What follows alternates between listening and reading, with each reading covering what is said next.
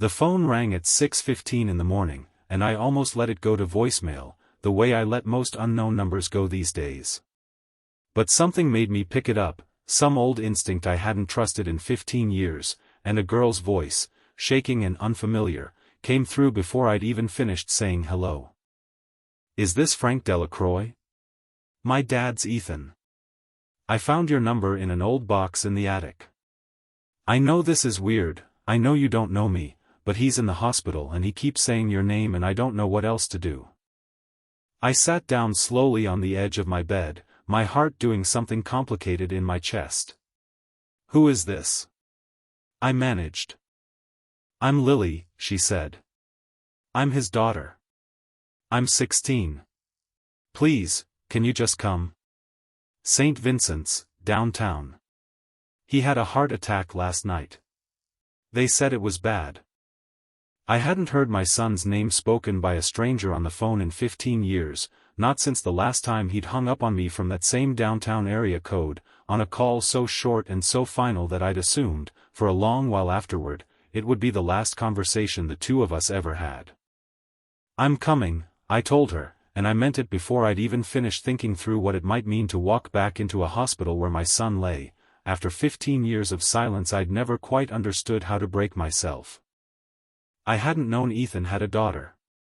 I hadn't known he was married, or divorced, or anything at all about the last decade and a half of his life beyond the general shape of it, gathered secondhand through a cousin who occasionally mentioned, carefully, that Ethan was doing fine, working in insurance somewhere 2 hours north, still not asking after me, still not willing to hear my side of a story he'd decided, at 22 years old, he already understood completely. The story, as Ethan understood it, was simple and damning. His mother, my wife Eleanor, had died of a sudden aneurysm on a Tuesday evening 15 years ago, alone in our kitchen, while I was 3 states away on a business trip I'd chosen, in Ethan's telling, over being present for the last ordinary evening of his mother's life. He'd found her himself, come home from college for the weekend to surprise her, and he'd spent every year since believing that his father had simply not been there when it mattered most, the same way, in his mind, I'd apparently not been there for 100 smaller moments throughout his childhood that he'd quietly catalogued and never once mentioned until the funeral, when all of it came pouring out of him at once, sharp and merciless and, worse than anything else, at least partly true. What Ethan never knew, because I never found the courage to tell him properly, in the 15 years since, was the part of that night that wasn't simple at all. The part where I'd actually been on my way home already, 2 days ahead of schedule, having cut the trip short because Eleanor had sounded strange on the phone the night before, distracted in a way that worried me enough to rebook an earlier flight without telling her, wanting to surprise her the way our son apparently had the same weekend. The part where the flight had been grounded by a storm system over the Midwest, stranding me in a regional airport for 6 hours with no signal reaching my phone, and where, once I finally got a rental car and started driving through weather I probably shouldn't have driven through at all, I'd hit black ice on a rural stretch of highway and put my own car into a ditch hard enough to break 2 ribs and knock myself unconscious for long enough that I didn't wake up in an ambulance until well past midnight, hours after Eleanor had already died and hours after Ethan had already found her. I never told him any of that. Not clearly, not in a way he could actually hear, standing in a funeral home 3 days later, grief-shattered and furious and 22 years old, looking for somewhere to put an anger that had nowhere else safe to land. I tried, once, to explain the storm and the ditch and the 6 hours of silence, and he'd looked at me with an expression I still see sometimes in my worst dreams and said, "It doesn't matter why you weren't there, Dad. It only matters that you weren't." And then he'd walked away, and within a year he'd moved 2 hours north, changed his phone number, and eventually, I later learned, quietly dropped my last name from his own, becoming simply Ethan Marsh, his mother's maiden name, as though erasing Delacroix from his own identity might somehow finish the job of erasing me from his life completely. I let him do it. That's the part I've spent 15 years unable to forgive myself for, more than any storm or any icy road ever could have caused. I let my only son walk away believing a story that wasn't entirely true, because some broken, grieving part of me decided, in that funeral home, that fighting for the real story felt like fighting him, and I couldn't bear the idea of fighting the only piece of Eleanor I had left. I drove to St. Vincent's that morning with my hands shaking on the wheel in a way they hadn't shaken since that same icy highway 15 years earlier, and by the time I found parking and made my way to the cardiac unit, a girl I'd never met in my life was waiting for me near the nurse's station, pacing in the particular restless way that teenagers pace when they're carrying something too big for their age. "Mr. Delacroix," she said, and I nodded, unable to find my voice right away, struck by how much of Eleanor I could see in her face, the same wide, serious eyes, the same way of tilting her head slightly when she was working up the courage to say something difficult. "You look like your grandmother," I finally managed. "I know," Lily said, softening slightly for the first time since I'd arrived. "Dad has a picture of her on his dresser. He says I have her eyes. He's never said much else about her, actually. Or about you, if I'm being honest." "That's fair," I said. "There's not much he'd have wanted to say." She led me toward a small waiting room near the cardiac unit, and along the way, in short, halting bursts, she told me what she knew. Ethan had collapsed the night before at home, alone with her, a sudden crushing pain in his chest that had frightened her badly enough that her hands, she admitted, had shaken so hard dialing 911 that she'd had to try 3 times before she got the numbers right. The doctors were calling it a significant cardiac event, a blockage they'd cleared with an emergency procedure overnight, and they were cautiously optimistic, though the next 48 hours would matter a great deal. "He kept saying your name in the ambulance," Lily said. "Before they sedated him for the procedure. Just, Dad, Dad, over and over, like he was trying to tell me something. I didn't even know he had a dad who was still alive until last night. He's never talked about you.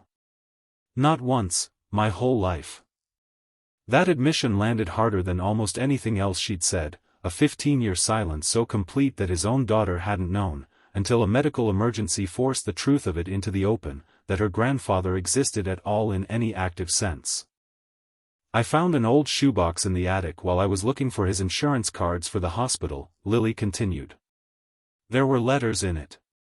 A bunch of them, actually, some opened, some that looked like they'd never even been opened at all. Your name was on all of them. I didn't read most of it, I promise, I just saw enough to understand there was some kind of history there, and I figured, whatever happened between you two, my dad needed someone in that room besides me right now." "You did exactly the right thing," I told her, my voice unsteady. "I should have found a way to be part of your life a long time ago, Lily. I'm sorry it took something this frightening to finally bring us together."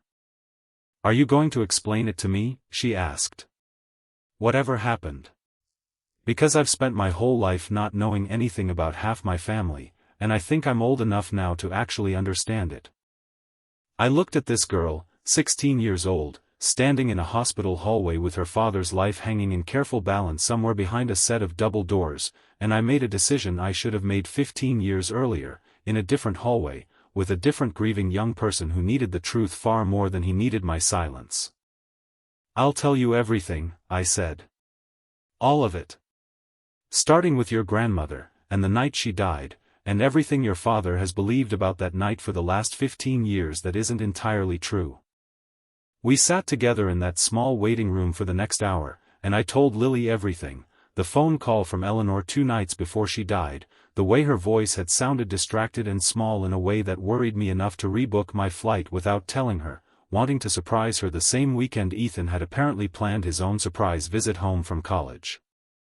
I told her about the storm that grounded my original flight, the 6 hours stranded without signal, the rental car I'd pushed too hard through weather I shouldn't have driven through at all, and the black ice that put me into a ditch hard enough to break 2 ribs and knock me unconscious until well past midnight. "You were in an accident," Lily said slowly, working through the timeline. "The same night Grandma died. And Dad doesn't know that part?" "I tried to tell him," I said. "At the funeral. But grief doesn't leave much room for explanations, especially not from the person you've already decided is responsible for the thing you're grieving. He said it didn't matter why I wasn't there, only that I wasn't. And I let that be the last real conversation we ever had about it, because some part of me agreed with him, even though I knew the fuller truth. I thought fighting to correct the story would only make things worse between us. I was wrong about that, I think, though I didn't understand how wrong until many years too late to fix it easily. "That's not fair," Lily said, and there was real anger in her voice now, though I couldn't tell yet whether it was directed at me, at her father, or simply at the unfairness of the entire situation.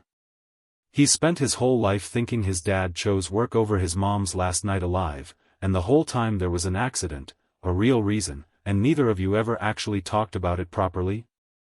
"I know how it sounds," I said. "I've had 15 years to think about how it sounds, Lily, and none of that thinking has made me feel any better about the choice I made to stay quiet." A doctor came out shortly after that, a calm, steady woman named Dr. Reyes, who explained that Ethan had come through the emergency procedure well and was being moved to a recovery room, sedated but stable, and that we'd likely be able to see him briefly once he woke, though she cautioned that his heart would need real rest and real lifestyle changes going forward if he wanted to avoid a repeat of what had happened. "Does he have significant family support at home?" Dr. Reyes asked, glancing between Lily and me with the careful, practiced neutrality of someone who'd learned not to assume too much about complicated family situations. "It's just us," Lily said quietly. "It's been just us for a while now. My mom moved out a couple years ago, lives across the country now. It's usually just me and Dad."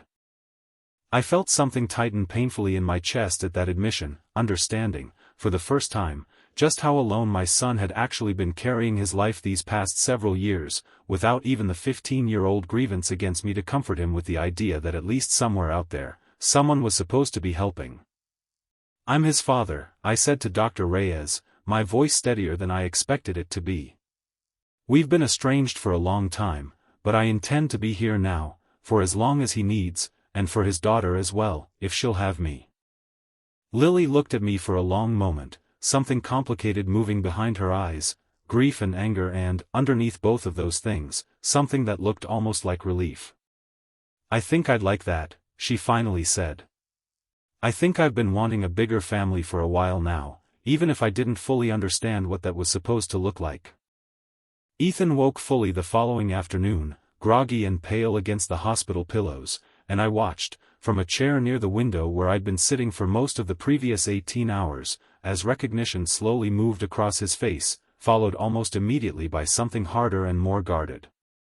"What are you doing here?" he said, not quite a question, his voice rough from the sedation and the tube they'd had down his throat during the procedure. "Lily called me," I said carefully. "You kept saying my name in the ambulance.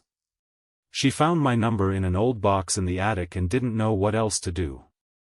Ethan's eyes moved to his daughter, standing near the foot of the bed, and something passed between them, not quite anger, but something close to it, the particular exhausted frustration of a parent realizing their child has made a decision on their behalf that they're not sure they wanted made. "You shouldn't have called him, Lily," he said, though there was less force behind it than I expected, like the words were more habit than conviction. "You almost died, Dad," Lily said, her voice cracking slightly. "You kept saying his name, over and over, in the ambulance. I don't know exactly what happened between you two, but I know you don't just say someone's name like that, right before you might die, if they don't matter to you. I did what I thought you needed, even if you're too stubborn to admit you needed it." Ethan closed his eyes, and for a long moment, none of us said anything at all, the steady beep of the heart monitor filling the silence where words weren't coming easily to anyone. "I need to tell you something," I finally said, "and I understand if you don't want to hear it right now, while you're recovering. But I've carried it for 15 years without ever saying it properly, and after last night, I'm not willing to risk carrying it silently for one more day than I have to." Ethan opened his eyes and looked at me, wary but not, I noticed, telling me to leave. "The night your mother died," I said, "I wasn't choosing work over coming home. I'd already rebooked my flight 2 days early, because something in her voice on the phone worried me. I was trying to surprise her the same weekend you were. My flight got grounded by a storm system, and once I finally got a rental car, I hit black ice on the highway trying to get home faster than I should have been driving in that weather. I put the car into a ditch. I broke 2 ribs and knocked myself unconscious for hours. I didn't wake up in an ambulance until well past midnight, hours after you'd already found her. I wasn't ignoring a phone call from home that night, Ethan. I was unconscious in a ditch, trying desperately to get to both of you." The silence that followed felt like it lasted far longer than the few seconds it probably actually took. "You never told me that," Ethan finally said, his voice barely above a whisper. "I tried, once," I said. "At the funeral. You told me it didn't matter why I wasn't there, only that I wasn't. And I let that be the end of it, because grief made it feel like the truth would only sound like an excuse to you, and I couldn't stand the idea of arguing with you over your mother's grave. I've regretted that silence every single day for 15 years, Ethan. I should have found a way to make you hear it properly, even if it took years of trying instead of one failed attempt at a funeral." Ethan turned his face toward the window, and I watched his shoulders shake slightly. The particular silent, contained crying of a man who spent 15 years building an entire understanding of his own life around a story that had just been revealed to be incomplete. "I have hospital records," I said quietly, into the silence. "From that night. The emergency room where they treated my ribs and monitored me for the concussion. I kept them, actually, all these years, though I never quite understood why I was holding on to them until right now. I can show you, if you want proof beyond just my word. I understand if 15 years of silence means my word alone isn't enough anymore." "I don't need the records, Dad," Ethan said, still not looking at me, his voice thick. "I need you to explain to me why you let me believe something so much worse than the truth for 15 years, instead of fighting harder to make me hear this the first time." "Because I was grieving too," I said, "and grief makes cowards of people who should know better.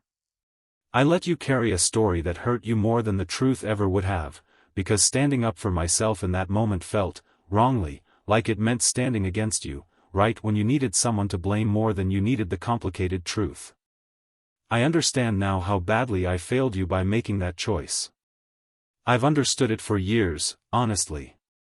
I just never found the courage to walk back into your life and say so, until your daughter forced my hand by calling me last night." Lily had gone quiet during this whole exchange, standing near the window with her arms wrapped around herself, and when she finally spoke, her voice carried a rawness that made both Ethan and me turn toward her at once. 15 years, she said.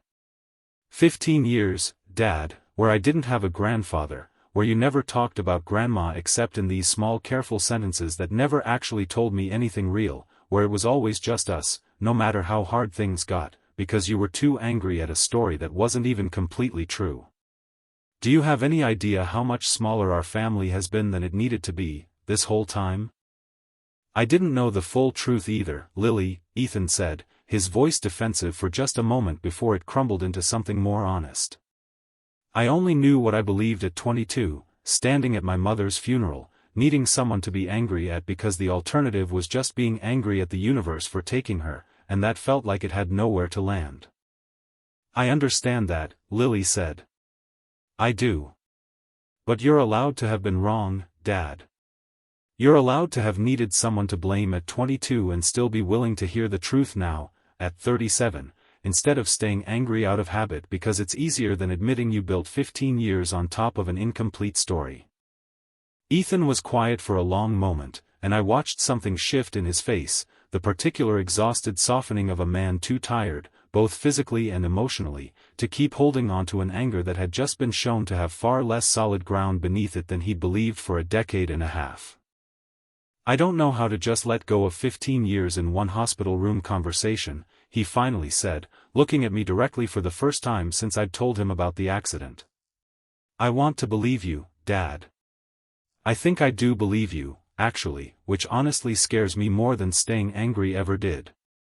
But I don't know what to do with all these years now, if the reason I built them on turns out to have been wrong."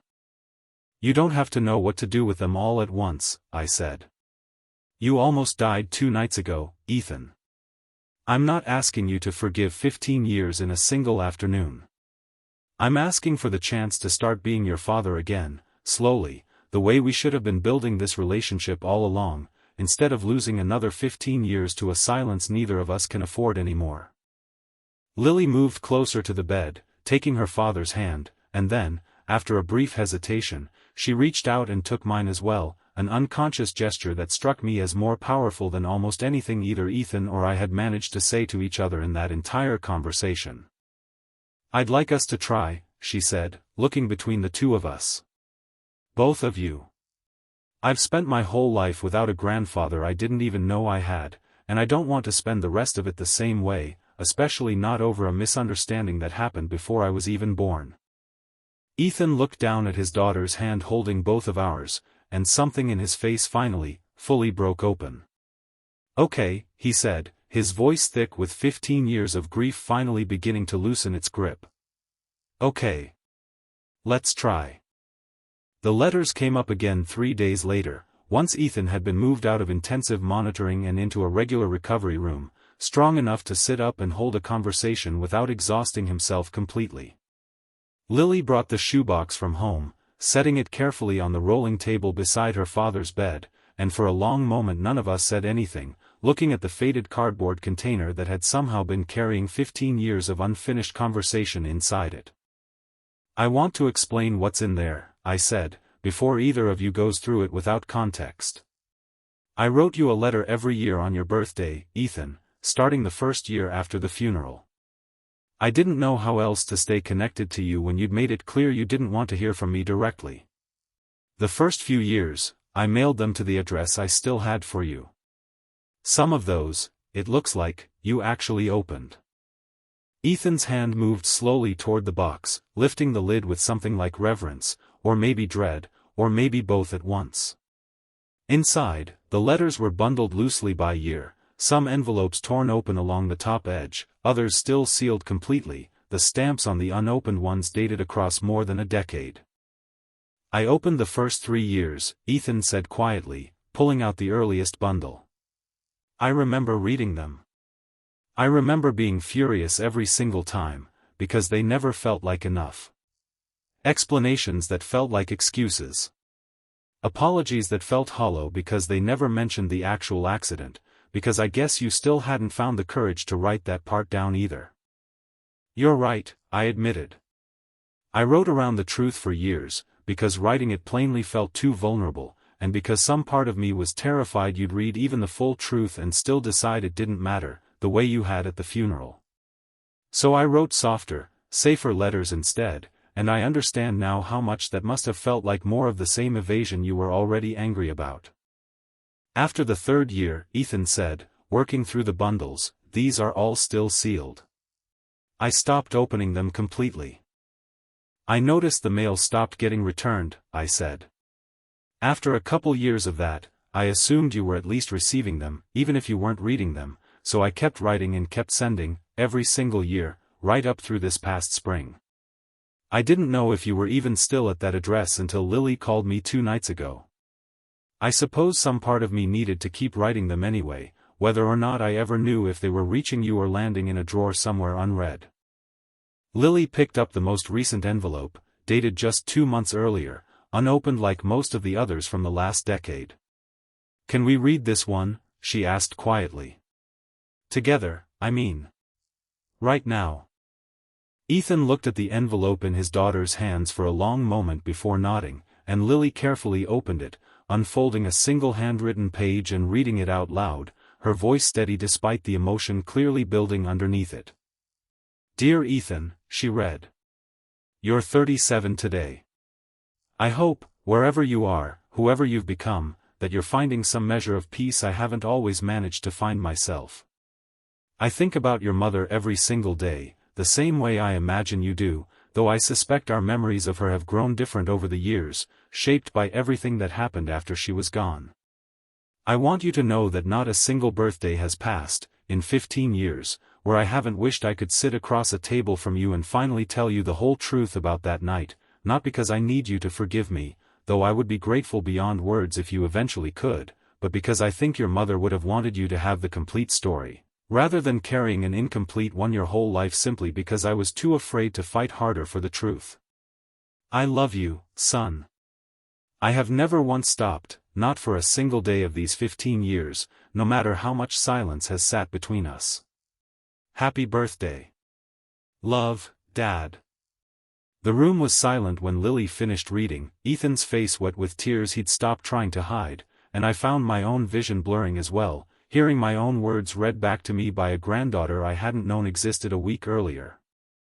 Every year, Ethan finally said, his voice barely audible. You wrote this every single year, and I just put them in a box. I couldn't bring myself to throw them away, but I couldn't bring myself to read them either.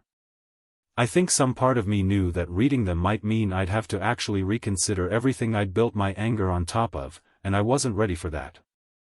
I don't know if I've ever really been ready for that, until 2 nights ago, lying in an ambulance, apparently saying your name without even fully deciding to. You don't have to explain the box to me, I said. You kept them, Ethan. Whatever else was happening underneath your anger, some part of you kept every single one of them instead of throwing them away. I think that matters more than I let myself believe. All these years I spent wondering if they were even reaching you at all.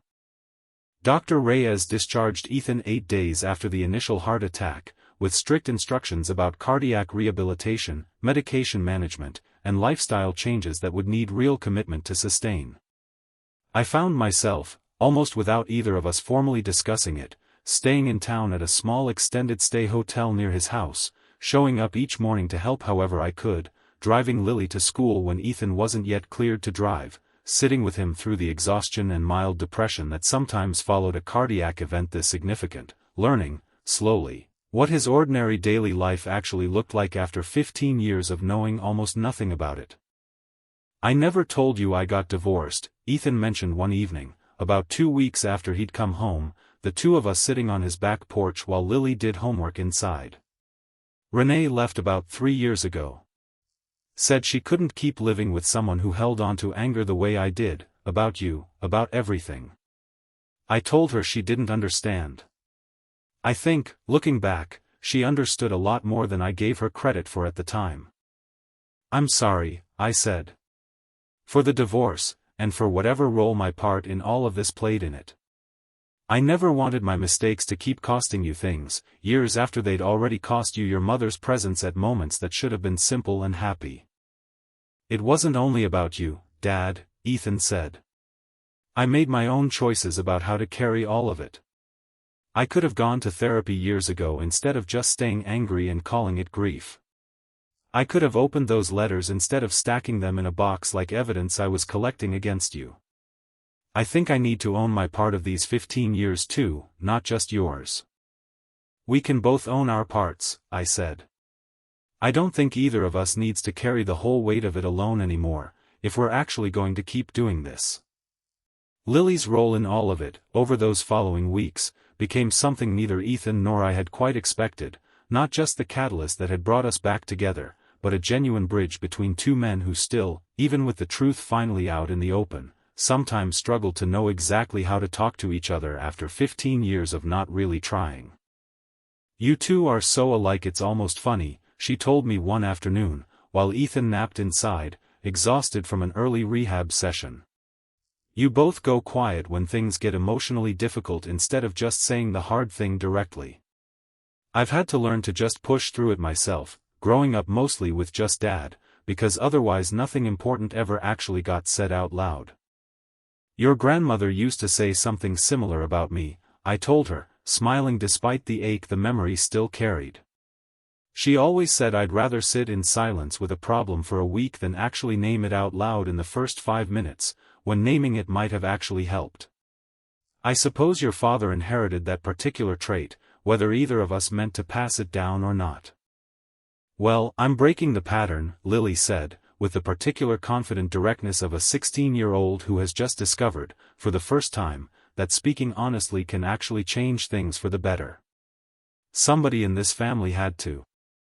I laughed, a real laugh, the first one that had felt entirely unguarded in longer than I could easily remember, and for a moment, sitting on my son's back porch with a granddaughter I'd known for barely 3 weeks already feeling like family, I let myself believe that whatever remained of my life might actually include the people I'd spent 15 years afraid I'd already permanently lost.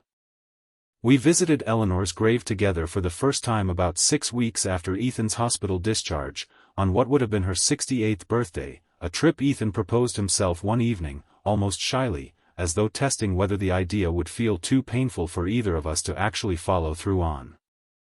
"I haven't been in a few years," he admitted, as we walked together across the quiet cemetery grounds, Lily a few steps behind us, giving the two of us space for a conversation she seemed to understand needed to happen mostly between father and son. "I used to come every year on her birthday, but somewhere along the way it started feeling like visiting a wound more than visiting her, if that makes sense. I stopped being able to separate missing Mom from being angry at you, so I just stopped coming at all." "I came every year," I said. "Even the years you wouldn't speak to me. I'd drive up quietly, usually early in the morning before anyone else would be around, sit for a while, tell her about the letter I'd just written you, and drive home again. I never told you that either, I suppose, which fits the pattern Lily's been teasing us both about." We stood together at Eleanor's headstone for a long while, the late autumn air cool and quiet around us, and I found myself, for the first time in 15 years, able to speak to her memory without the weight of unspoken guilt pressing down on every word. "I finally told him," I said, mostly to the headstone, though I knew Ethan could hear every word beside me. "It took 15 years and a heart attack to get us here, Eleanor, but I finally told him the truth about that night. I think you'd be furious with me for taking this long. I think you'd also understand, though, better than almost anyone, how hard it can be to fight for the truth when the person you love most seems determined not to want to hear it." Ethan was quiet for a long moment, and then, unexpectedly, he knelt down beside the headstone and placed his hand flat against the cool granite, the way I remembered him doing as a much younger boy, before any of this had happened, before grief had ever entered our family at all. "I'm sorry, Mom," he said quietly. "I'm sorry I let anger about that night become the only story I told myself about our family for 15 years.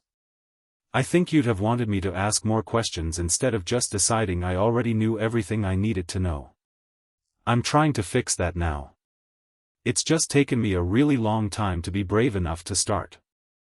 Lily came up quietly beside her father, kneeling down next to him, and the three of us stayed there together for a long while, the first time, I realized, that 3 generations of our small, broken, slowly mending family had ever stood together in one place since the day we'd buried Eleanor 15 years earlier.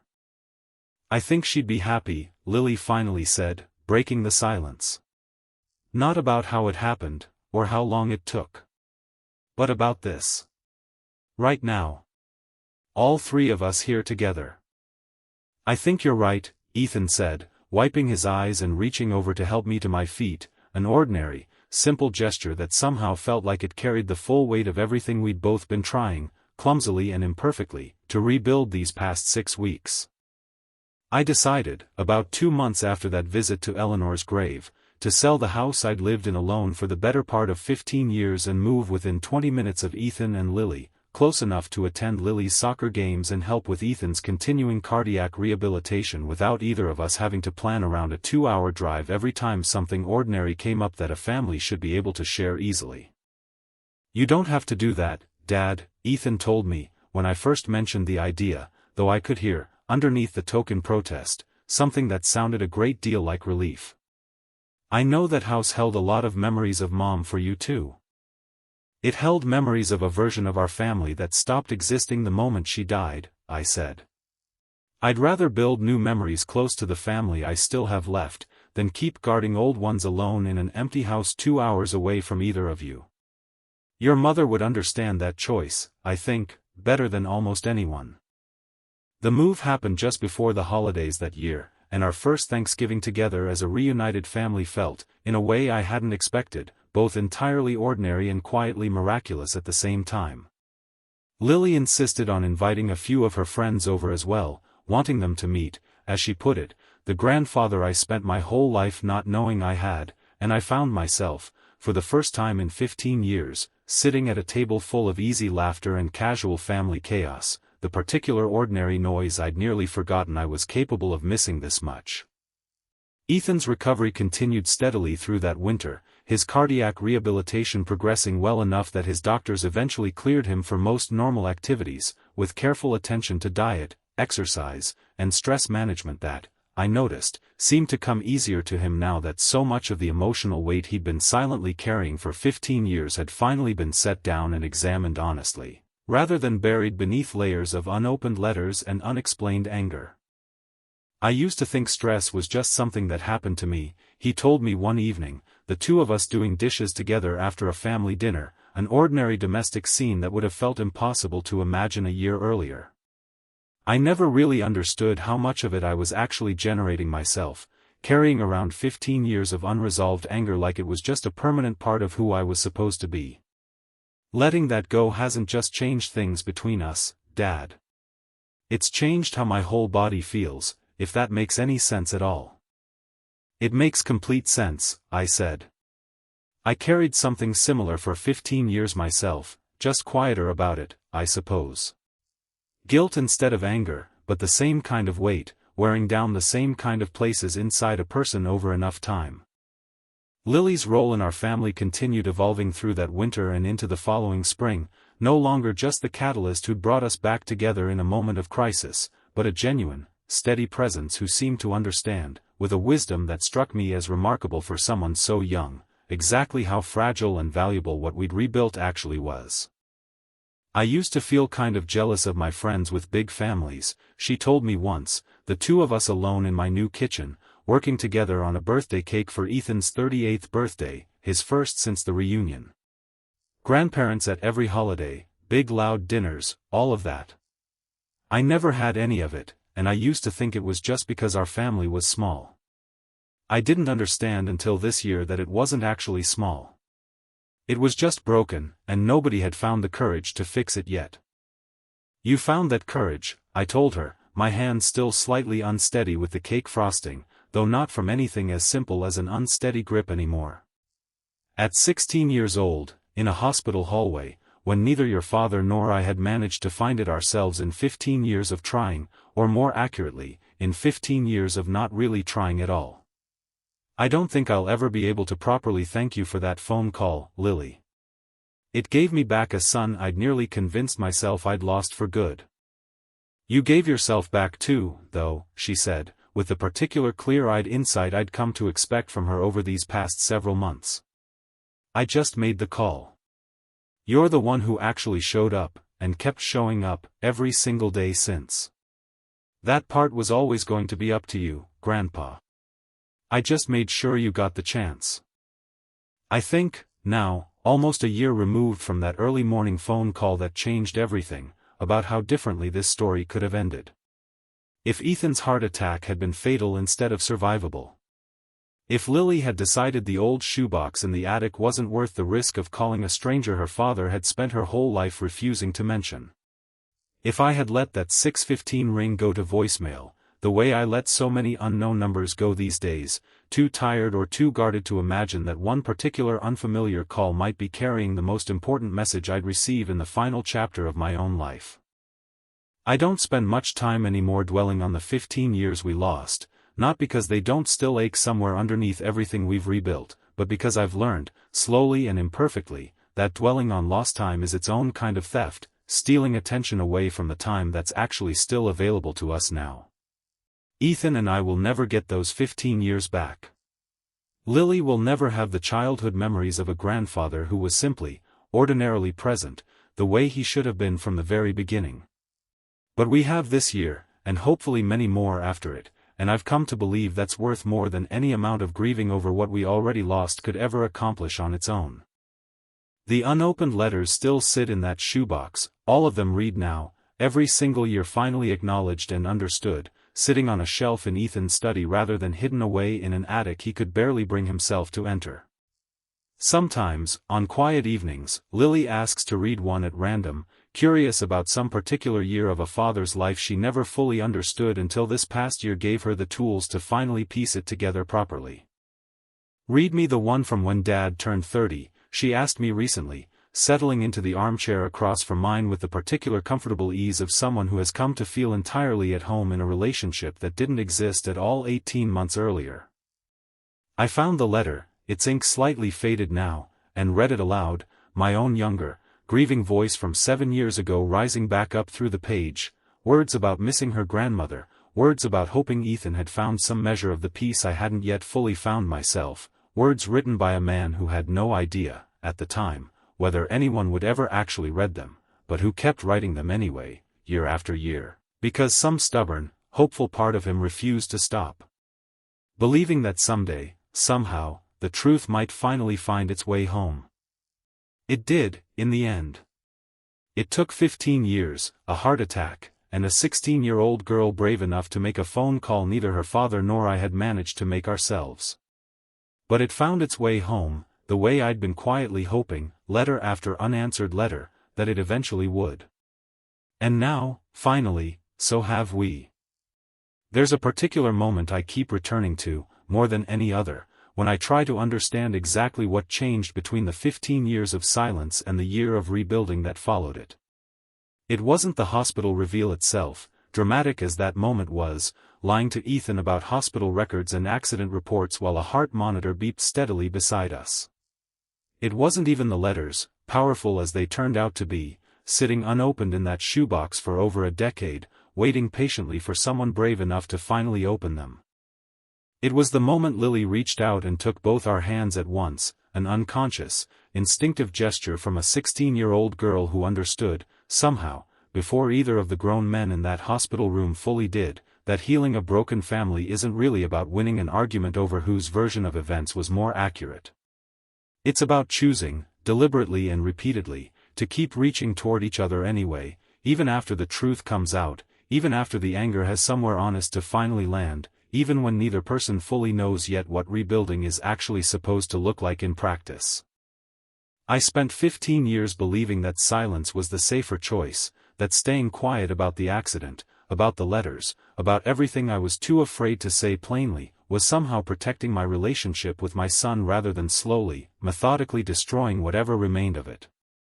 I understand now how wrong that instinct was, how much of what we lost during those 15 years came not from the original tragedy of Eleanor's death, but from two grieving men too afraid of further loss to risk the vulnerability that real reconciliation always demands.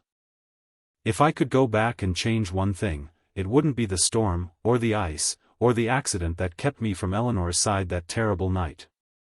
Those things were simply what happened, beyond anyone's control, carrying no fault I could have prevented no matter how much I've turned that night over in my memory across 15 difficult years. The thing I would change, if I could, is the 15 years of silence that followed, the choice I made, funeral after funeral card after unopened birthday letter, to protect myself from further rejection rather than risk fighting harder for the truth my son deserved to hear clearly, the first time I tried to tell him, instead of the 15th. I got a second chance I never expected to receive, delivered by a granddaughter I hadn't known existed, on a morning I nearly let the phone ring through to voicemail. Not everyone gets that kind of second chance. I think about that often now, and I try, every single ordinary day since, not to waste a single moment of the family I nearly lost for good. To any father reading this who has been carrying his own version of silence, his own version of a story he never fully told because the timing never felt right, or the courage never quite arrived, I want to say this plainly, the timing will likely never feel entirely right. The courage may take 15 years to arrive, the way it did for me, or it may take a phone call at 6 in the morning from someone you've never met before, forcing your hand before you feel ready. But the truth, spoken plainly and with real vulnerability, is almost always worth more than the safety of another year of silence, no matter how frightening that honesty feels in the moment you finally decide to offer it. I wish I had understood that 15 years sooner. I am simply grateful, in the end, that I finally understood it at all. We are, all three of us, still learning what this rebuilt family is supposed to look like, month by month, ordinary dinner by ordinary dinner. Some days the 15 years still ache in ways I don't fully expect, a sudden memory of a birthday I spent alone, a photograph I never got to be part of, a milestone in Lily's early childhood I only learn about secondhand, months or years after it actually happened. But most days now, the ache sits quietly alongside something warmer and steadier, the simple, ordinary gratitude of a father who nearly lost his son completely, and a grandfather who very nearly never got the chance to know his granddaughter at all, finally, imperfectly, coming home.